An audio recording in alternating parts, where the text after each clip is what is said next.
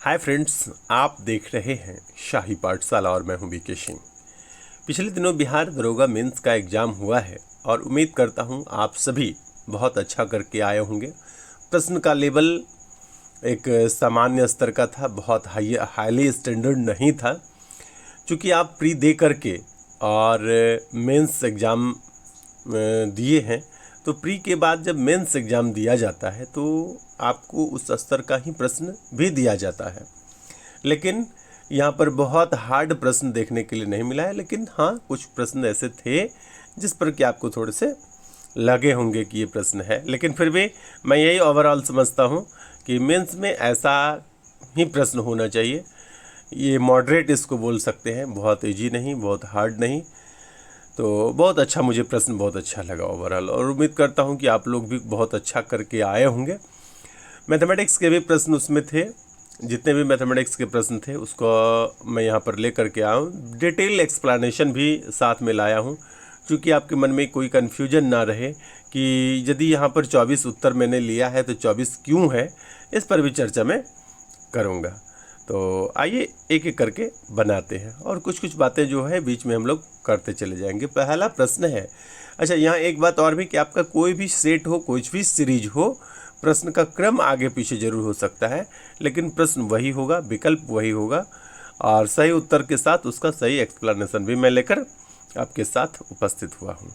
तो पहला प्रश्न है, एक 5 सेंटीमीटर भुजा वाले घन के सभी सतहों को रंग दिया गया है। ठीक है, एक्चुअली घन क्या होता है कि घन इस प्रकार से होता है जिसकी लंबाई, चौड़ाई और मोटाई जो है एक समान हो, उसको घन बोलते हैं। तो इस प्रकार का ठीक से बन नहीं रहा है, थोड़ा मैं पहले प्रश्न पढ़ देता हूँ, फिर बड़ा घन बनाकर आपको दिखाऊंगा। एक 5 सेंटीमीटर भुजा वाले घन के सभी सतहों को रंगा गया तथा 1-1 सेंटीमीटर भुजा वाले छोटे घनों में काट दिया गया है। ठीक है, काटा गया है। तो आपको बताना है कितने ऐसे घन हैं जिनकी 2 सतहें रंगीन है। तो सबसे पहले एक घन बना लेते हैं यहाँ पर समझने के लिए, उसके बाद डिटेल पर भी चलेंगे। और यहाँ से इस प्रकार का ये हो गया, और यदि डॉट डॉट लाइन आप खींचेंगे तो यहाँ से इस प्रकार से ये मिल जाता है। ठीक है, अब मैं कलर थोड़ा इसका सॉरी फिर से बनाना पड़ेगा क्योंकि मिट गया मिस्टेक से। फिर से, घन क्या होता है, जिसकी लंबाई, चौड़ाई और मोटाई सभी समान हो, सभी बराबर हो, तो उसको घन बोला जाता है। तो ये मैंने फिर से बना लिया है, और इसका कलर मैं चेंज कर लेता हूँ थोड़ा बताने के लिए। अब क्या कहा कि इसको बराबर बराबर 1-1 सेंटीमीटर में काट गया है। तो जब 1-1 सेंटीमीटर में काटेंगे ना, तो इस प्रकार से क्या होगा कि 4 बार आपको काटने पड़ेंगे। ठीक है, इधर से भी 4 बार आपको काटने पड़ेंगे, इधर से भी 4 टाइम आपको काटना पड़ेगा, फिर इधर से भी काटेंगे, सभी तरफ से 4-4 बार आपको काटने पड़ेंगे। अब काटने के बाद जो ये कॉर्नर है ना, यहाँ पर 3 सतहें रंगीन मिलेगी। ये कॉर्नर है, सभी कॉर्नर पर 3 सतहें रंगीन मिलेगी। और बीच में जैसे ये देखिए, यहाँ पर ये कॉर्नर रंगीन मिला, ये कॉर्नर रंगीन मिला, तो 1, 2 और 3 सतहें ऐसी है जो क्या होगा कि जिसकी 2 सतहें, एक इधर वाला भी और एक इधर वाला भी 2 सतहें रंगी हुई होगी। तो क्या होगा, मैं एक बार फिर से चेंज करता हूँ, इसको येलो कर लेता हूँ। अब क्या होगा कि 4 सतह इस तरफ से घूमने पर मिलेगा और 4 सतह इस तरफ से घूमने पर मिलेगा, यानी कुल 8 कॉर्नर, सॉरी सतह नहीं बोलेंगे, कॉर्नर। ये जो है कॉर्नर, ये जो है कॉर्नर, इधर से भी कॉर्नर, ये कॉर्नर, एक तरफ से 4 भी दिख रहा है, नीचे तरफ से भी 4 हो जाएगा, यानी कुल 8 कॉर्नर ऐसे हैं जहाँ पर 2-2 साइड रंगे हुए सतह मिल जाएंगे। तो इसके लिए ट्रिक क्या होगा, तो ट्रिक मैं यहाँ पर आपको दिखाता हूँ। इसके लिए ट्रिक होगा कि n-1 × 8, क्योंकि 8 कॉर्नर पर सतह की संख्या प्राप्त होती है।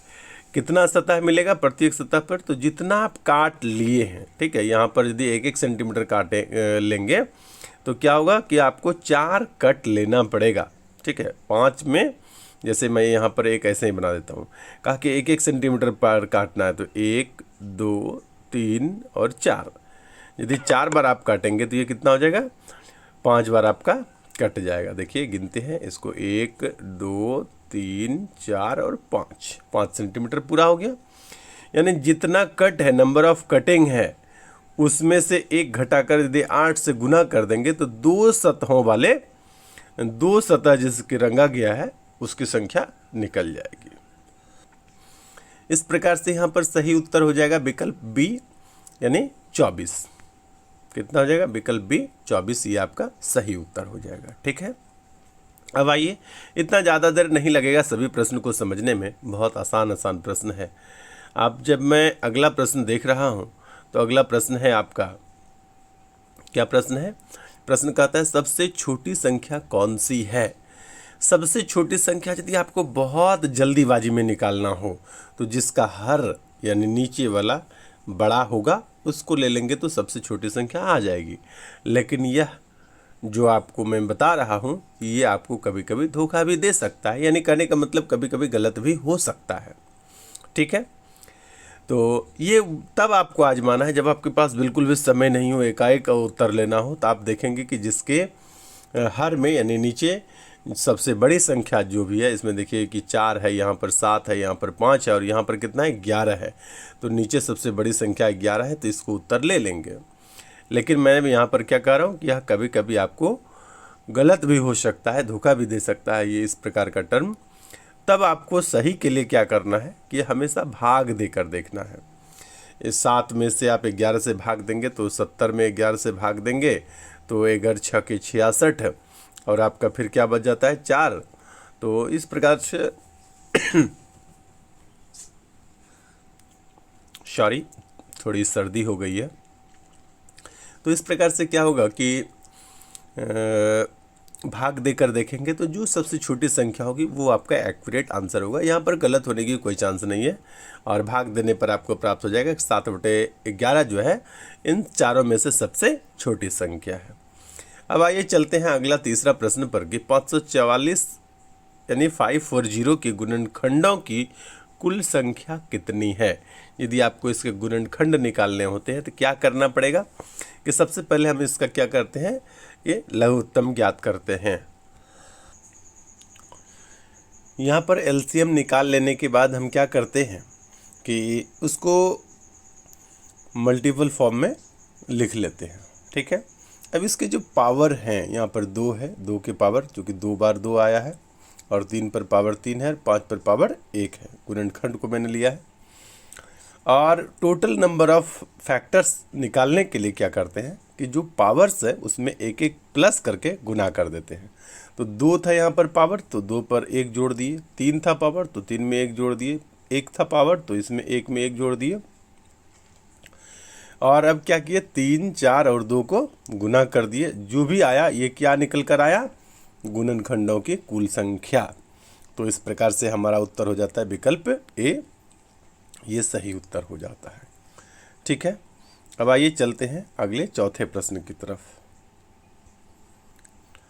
चौथा प्रश्न है हमारा कि 25% छूट दिए जाने पर राज ने एक शर्ट खरीदी तथा 20% बचाए, 20 रुपया बचाए। छूट से पहले शर्ट का मूल्य क्या था?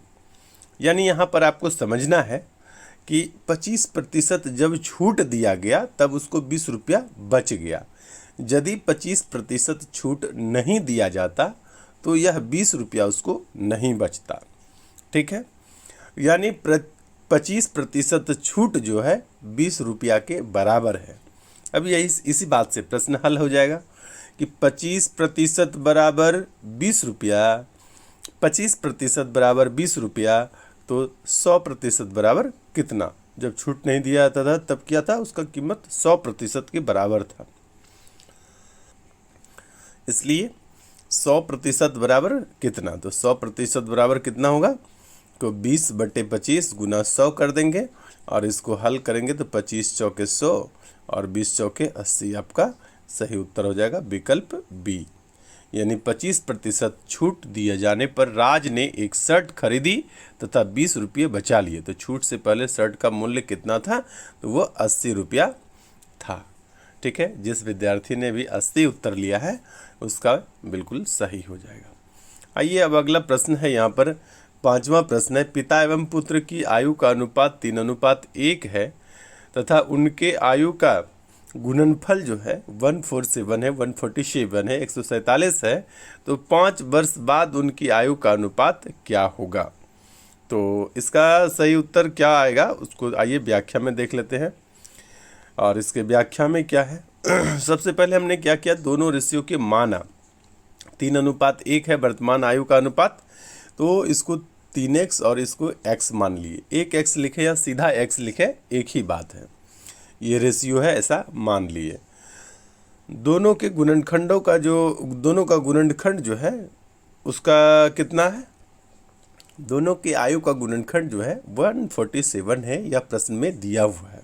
ठीक है, तो मैंने 3x इंटू x लिख दिया और बराबर कितना कर दिया 147, ऐसा प्रश्न में दिया हुआ है। अब 3x को यदि x से गुना करेंगे तो ये हो जाएगा 3x स्क्वायर, 3x स्क्वायर बराबर 147। और यदि x स्क्वायर बराबर करेंगे तो x स्क्वायर और गुना है 3, तो गुना वाला बराबर के उस पार जाता है तो क्या होता है भाग लग जाता है। तो x स्क्वायर बराबर हो गया 147/3, तो भाग लगाएंगे तो कितना हो जाएगा 49, यानी x बराबर क्या हो जाएगा √49, यानी x बराबर हो जाएगा आपका 7। x का वैल्यू यदि 7 निकल कर आता है तो पिता की उम्र 7 गुना 3 21 और पुत्र की आयु x बराबर 7 वर्ष। पूछ रहा है कि 5 वर्ष बाद दोनों का रेशियो क्या होगा, तो 5 वर्ष बाद में 5 वर्ष जोड़ देंगे तो 21 5 26 पिता की आयु हो गई, 7 + 5 12 उसके पुत्र की आयु होगी। जब इसका रेशियो निकालेंगे तो कितना हो जाएगा 26:12, कटाएंगे तो हो जाएगा 13:6, जो विकल्प ए में आपका सही उत्तर है। तो जिस किसी भी विद्यार्थी ने विकल्प ए लिया है उत्तर में 13:6, उसका बिल्कुल सही उत्तर होगा। अब आइए चलते हैं छठे प्रश्न की तरफ। छठा प्रश्न है, यहाँ पर छठा प्रश्न आपको मैक्सिमम स्टूडेंट को लगा होगा कि यह प्रश्न कैसा है, लेकिन बहुत आसान प्रश्न है। आइए इसको भी समझते हैं। इस फिगर से आप प्रश्न को समझ जाएंगे। मैं कुछ इस प्रकार से रखता हूँ, पहले फिगर समझिए फिर मैं उधर ऊपर प्रश्न को दिखा दूंगा। यहाँ पर आप समझिए कि कोई भी यदि त्रिभुज आप लेते हैं तो त्रिभुज में क्या होता है कि जिस कोण के बारे में आप चर्चा कर रहे हैं, जिस कोण के बारे में कुछ कहा जा रहा है, जिस कोण का माप दिया हुआ है, यहाँ पर नहीं कुछ तो थीटा मैंने ले लिया, तो इस कोण के सामने की भुजा को सम्मुख भुजा या सामने वाली भुजा कहते हैं। ठीक है, और इस कोण से लगे हुए दूसरी भुजा को क्या बोलते हैं आसन्न भुजा। एक कोण 90 डिग्री, ऐसा समकोण त्रिभुज की मैं बात कर रहा हूँ, जिस त्रिभुज में कम से कम एक कोण 90 डिग्री का हो, उसी त्रिभुज की बात हो रही है। तो और समकोण के सामने की भुजा को क्या बोलते हैं कर्ण बोलते हैं। ठीक है, तो इस कोण की चर्चा हो रही है, इसके सामने की भुजा आपका हो गया ये, और इसमें लगे हुए भुजा हो गया ये आसन्न भुजा, और 90 डिग्री ये कोण है तो इसके सामने की भुजा को कर्ण बोलेंगे। ठीक है, अब आपको सबका सूत्र मालूम है, साइन थीटा बराबर होता है लंब बटे कर्ण, कॉस थीटा बराबर होता है आधार बटे कर्ण, और टेन थीटा बराबर होता है लंब बटे आधार।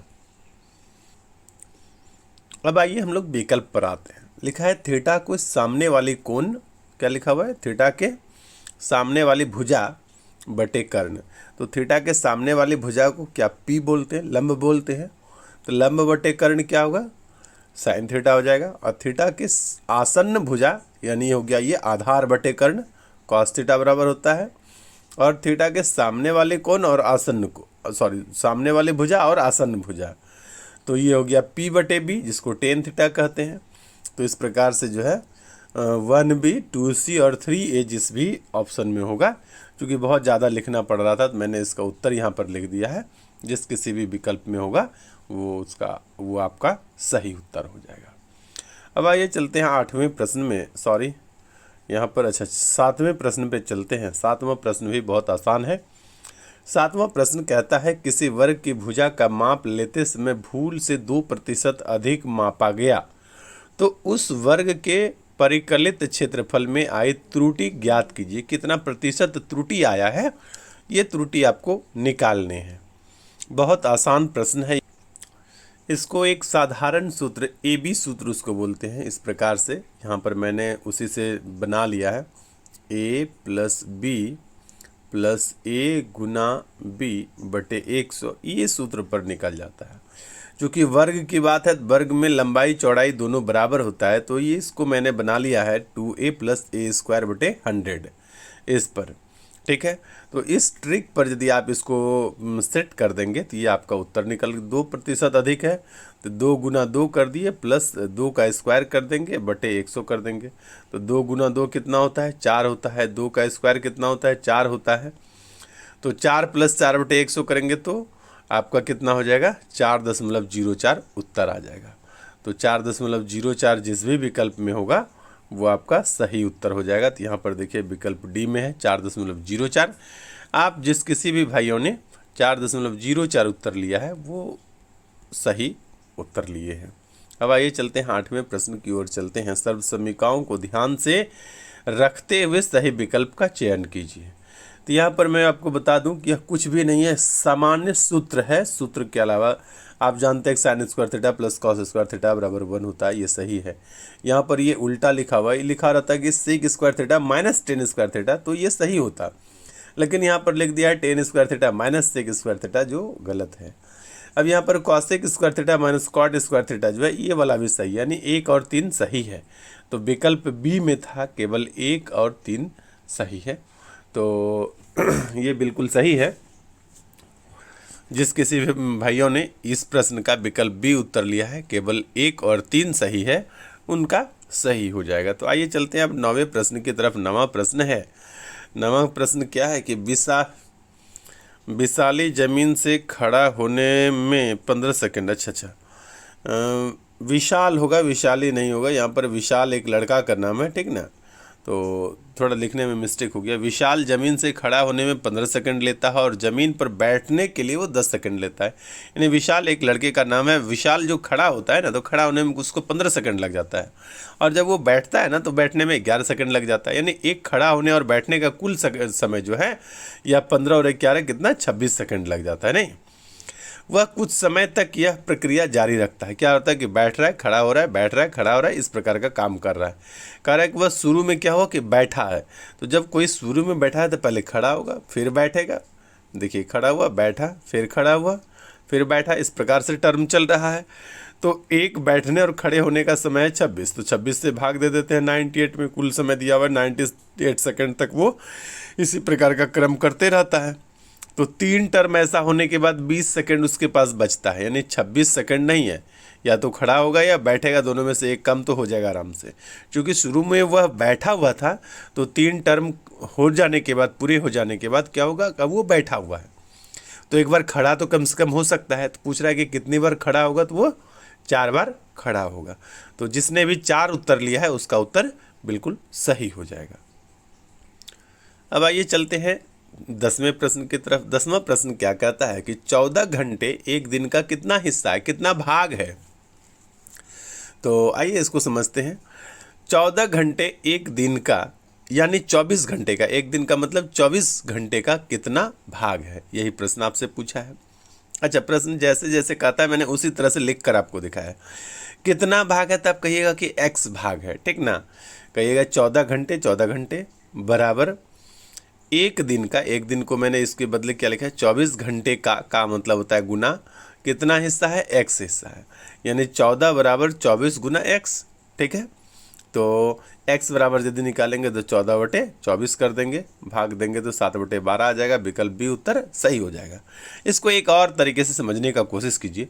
जब कभी भी कुछ भी बटे में लिखा होता है ना, यदि 7/12 है, तो आपको यहाँ समझना है कि 12 जो है ये टोटल को दर्शाता है और 7 जो है ना उसका एक हिस्सा है, ठीक है। तो यहाँ पर 14 घंटा है और एक दिन का मतलब एक बार 24 घंटा है।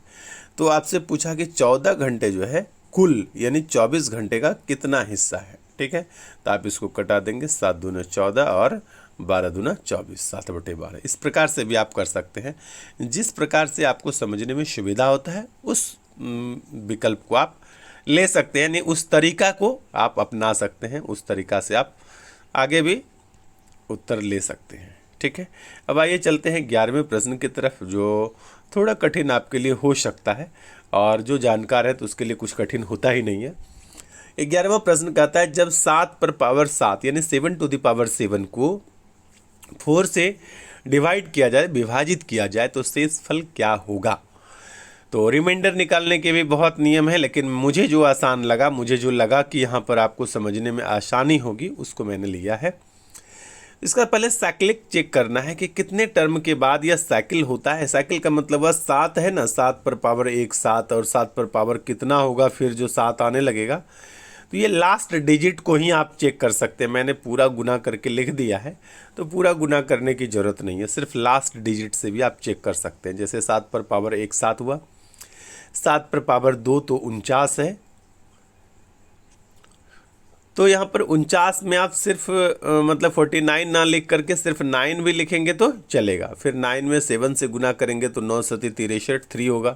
3 में फिर 7 से गुना करेंगे तो 7 या 21, लास्ट डिजिट 1 आएगा। फिर 1 में 7 से गुना करेंगे, तो इस प्रकार से लास्ट डिजिट भी लेकर के आप देख सकते हैं। तो यहाँ देखेंगे 1 2 3 और 4 टर्म के बाद क्या है कि फिर से वो साइकिल रिपीट होने लगता है, फिर से 7 आने लगता है। ठीक है, यहाँ पर मैंने लिखा है आफ्टर 4 टाइम्स, यानी 4 टाइम्स के बाद क्या है, यह साइकिल फिर से रिपीट होने लगता है। 7 के बाद पुनः लास्ट डिजिट 7 आने लगता है। तो जितने टर्म के बाद यह साइकिल रिपीट होने लगे, पावर में आप उतना माइनस कर देंगे। देखिए यही मैंने दूसरा काम क्या किया कि नंबर ऑफ साइक्लिसिटी जो है से पावर में भाग देना है। तो पावर जो भी है 7 पहले पावर था, तो 7 में 4 से भाग दे देंगे। जो साइक्लिक है उस संख्या से, यहाँ पर 4 से के बाद साइकिल आ रहा है तो 4 से भाग देंगे, तो रिमाइंडर कितना होता है 3। अब नया पावर आप 3 ही रहने देंगे। ठीक है, तो 7 पर पावर पहले 7 था, अब 7 पर पावर कितना आ गया, 3 आ गया। तो 7 पर पावर 3 का मतलब वह 7 गुना 7 गुना 7 बटे 4 है। तो जब 4 से 7 में भाग देते हैं तो रिमाइंडर 3 आता है, तो तीनों 7 को कटा देंगे और तीनों रिमाइंडर ऊपर में लिख देंगे। यहाँ पर बराबर मैंने एरो दे करके आर लिखा है मैंने, इसका मतलब हुआ कि आगे जो लिखे हैं वह रिमाइंडर लिखे हैं। ठीक है, तो तीनों 3 को गुना करेंगे तो 3 3 9 27 होता है। 27 बटे 4 यदि आप करेंगे तो अगला रिमाइंडर क्या होगा, आपका 3 होगा। यानी 7 टू द पावर 7 में यदि 4 से भाग दिया जाएगा तो रिमाइंडर आपका क्या निकल कर आएगा, 3 आएगा। तो यहाँ पर सही उत्तर किस विकल्प में है, विकल्प नंबर सी में है आपका 3। तो जिसने भी विकल्प सी लिया है, 3 उत्तर लिया है, उसका उत्तर क्या होगा, बिल्कुल सही आएगा। ठीक है, अब चलिए आइए चलते हैं अगले प्रश्न की तरफ। अगला प्रश्न आपका क्वेश्चन नंबर 12 है। ये प्रश्न एवरेज चैप्टर से है। ठीक है, औसत प्रश्न कहता है कि किसी दुकानदार का क्रमशः 5 महीनों का जो विक्रय है वह 6,435 रुपया, 6,855 रुपया, 7,230 रुपया, 6,927 रुपया, 6,562 रुपया, इसी प्रकार से है। और छठे महीने के बारे में इसमें नहीं दिया हुआ है, 5 महीने का यहाँ पर दिया हुआ है। अच्छा देखिए क्या कहता है कि 6500 रुपया औसत विक्रय प्राप्त करने हेतु उसे छठे महीने में कितना रुपया विक्रय करना होगा। छठे महीने के बारे में दिया हुआ नहीं है, आपको बताना है कि छठे महीने में वो कितना बिक्री कर देगा।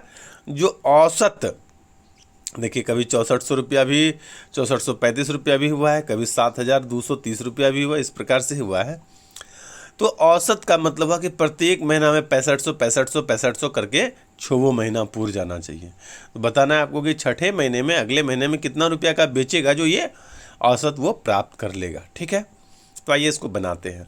औसत का सूत्र जो होता है, ये सबका योग बटे जितना टाइम रिपीट हो रहा है, यानी 6 महीना हो रहा है तो 6 से भाग दे देंगे, बराबर पूरा हो जाना चाहिए 65। तो भाग वाला टर्म को बराबर के उस तरफ करेंगे तो 65 गुना 6 हो जाएगा। और इसमें 5 जो दिया हुआ है वो जोड़ देंगे, और छठा जो नहीं दिया हुआ है उसको भी जोड़ देंगे। तो जो नहीं दिया हुआ है उसको क्या है जोड़ेंगे, उसको मान के जोड़ लेंगे। ठीक है, तो यहाँ पर मैंने उसको x माना और उसमें जोड़ दिया। अब जितने भी अंक थे उसको जोड़ के मैंने एक साथ एक जगह लिख लिया, और जो भी ये दोनों गुना था 6500 गुना 6 किए उसको भी मैंने लिख दिया। और यदि x से बराबर को इधर लाएंगे तो क्या होगा, उसका चिन्ह बदल जाएगा। यानी 6500 गुना 6 किए तो 39,000 हुआ, और इस सबको जोड़े तो 34,009 हुआ। दोनों का डिफरेंस कितना आया, 4,991 रुपया, जो x के वैल्यू के बराबर है। यानी छठे महीने में वो यदि 4,991 रुपये की बिक्री करता है तो उसकी औसत कमाई कितनी हो जाएगी? 6500 रुपया। मैं उम्मीद करता हूं कि आप समझ चुके होंगे। टोटल आपके जो प्रश्न में है वह 12 ही मैथमेटिक्स है, बाकी रीजनिंग है और कुछ न्यूमेरिकल मुझे दिखाई दे रहा था साइंस का भी। तो मैं कोशिश करूंगा कि अगले वीडियो में रीजनिंग भी और साइंस के भी वीडियो लेकर के आऊं और एक डिटेल एक्सप्लेनेशन और भी प्रश्नों पर मैं आपसे शेयर करूंगा। और कट ऑफ के बारे में मैं आपको जानकारी दे देता हूं कि कट ऑफ मैंने प्री के टाइम में भी जो बनाया था वो सटीक था। आज भी वो वीडियो आप जा कर के प्लेलिस्ट में देख सकते हैं। मैं इस एग्ज़ाम में यानी मेंस के बारे में भी कट ऑफ दूंगा, एनालिसिस दूंगा, तो वो भी आपको जो भी मैं दूंगा उतना ही रहेगा, चाहे क्वेश्चन लीक हुआ रहे या नहीं। एक बात मैं यहाँ पर यही कहूँगा कि जैसा मुझे अब तक स्टूडेंट से बातचीत करके पता चला है कि क्वेश्चन कहीं ना कहीं लीक हुआ है, तो क्वेश्चन लीकेज होने के बाद कट ऑफ बनाना थोड़ा सा मुश्किल ज़रूर हो जाता है, क्योंकि समझ में नहीं आता है कि किस स्तर पर लीक हुआ है। बहुत हैवी हुआ रहेगा तो कट ऑफ का तो बैंड बच जाएगा, बहुत साधारण हुआ होगा तो उसमें थोड़ा बहुत अंतर आएगा। यानी लीक होने के बाद ना कट ऑफ हम लोग अनुमानित करते हैं, कट ऑफ बनाते थोड़ी हैं ना। एक अनुमान कि इस तरह का प्रश्न लेवल था, इतना स्टूडेंट बैठा था, विद्यार्थी का रेशियो हम लोग पढ़ाते हैं तो इस तरह का रहता है। तो एक जो अनुमान है हम लोग तैयार करते हैं, वहाँ पर यदि क्वेश्चन लीक हो जाए तो कुछ कहा जाना बहुत मुश्किल हो जाता है। इसलिए फिर भी आप ज़रूर देखिएगा, बने रहिए। आगे आपका बीपीएससी का भी एग्ज़ाम है, मैक्सिमम स्टूडेंट आप लोग बीपीएससी का दिए होंगे, तो बहुत नज़दीक में एग्ज़ाम है। आप करंट अफेयर्स अच्छे से देखिए, आप बाकी पेपर तो पढ़े ही हैं।